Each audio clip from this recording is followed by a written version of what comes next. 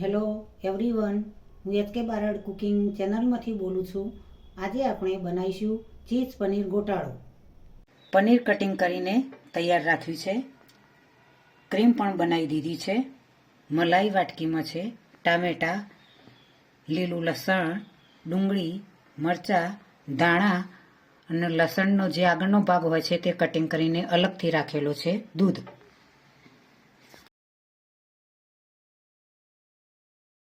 એક ચમચી ઘી એડ કરીશું. 3 ચમચી તેલ એડ કરીશું.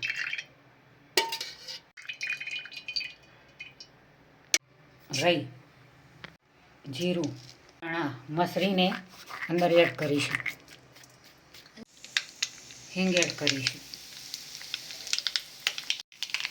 લસણનો જે આગળનો ભાગ છે તે વઘાર માટે અલગથી રાખેલો છે.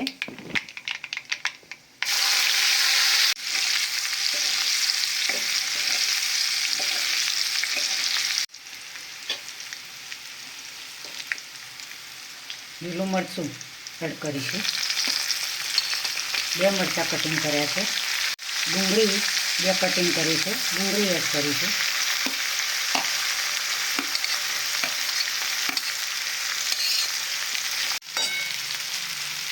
ગેસની ફ્લેમ થોડી વધારીશું અને ચડવા દઈશું ડુંગળીને. તેનો કલર બદલાય ત્યાં સુધી. કલર ચેન્જ થઈ ગયો છે. હવે ટામેટાં એડ કરીશું. 2 ટામેટાં કટિંગ કર્યા છે.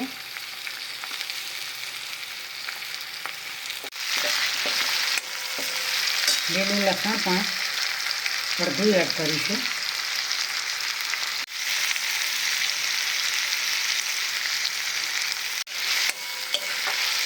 હવે ખાવા દઈશું. ધાણા જીરું પાવડર, હળદર, મરચું, મીઠું મિક્સ કરી દઈશું. ગેસ ધીમો કરીશું. ટામેટાં થોડા ગળી જાય ત્યાં સુધી થવા દઈશું. હવે ઝીણી કાપેલી પાલક એડ કરીશું.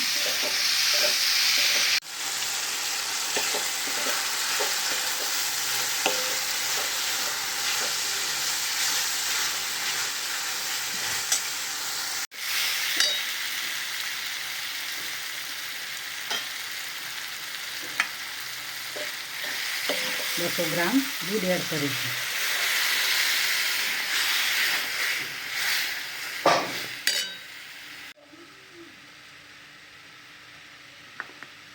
એક કપ ચીઝ એડ કરીશું.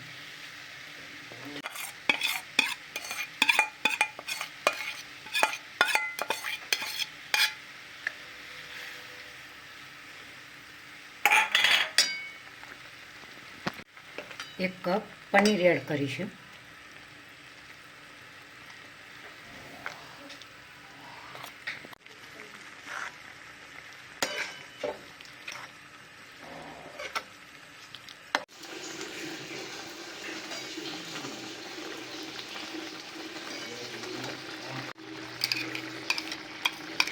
ક્રીમ એડ કરીશું.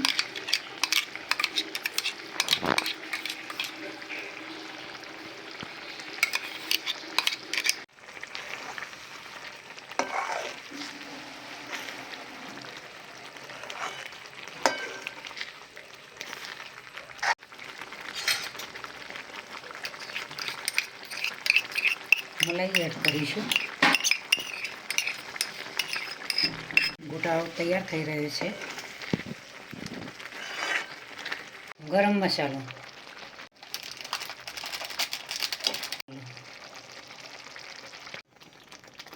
બટર એડ કરીશું.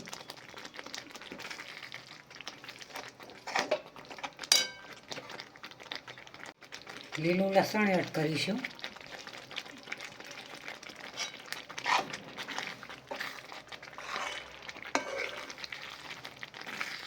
સરસ એવું ચીઝ પનીર ગોટાળો તૈયાર થઈ ગયો છે. સરસ એવો ક્રિસ્પી અને ટેસ્ટી બન્યો છે.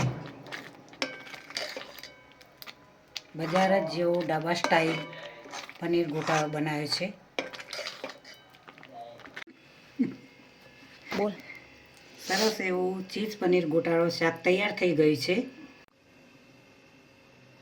મસ્ત એવું ચીઝ પનીર ગોટાળો શાક તૈયાર થઈ ગયું છે. તમારે હોટલમાં પણ જવાની જરૂર ના પડે.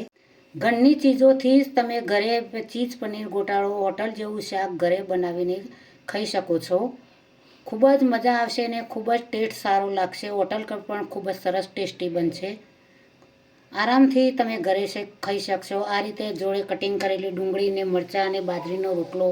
ઓહો, કેવી મજા આવે શિયાળાની ઠંડીમાં ખાવાની.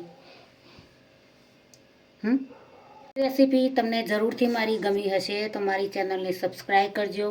મારા વિડીયોને લાઈક કરજો, શેર કરજો, બને તો કોમેન્ટ કરજો.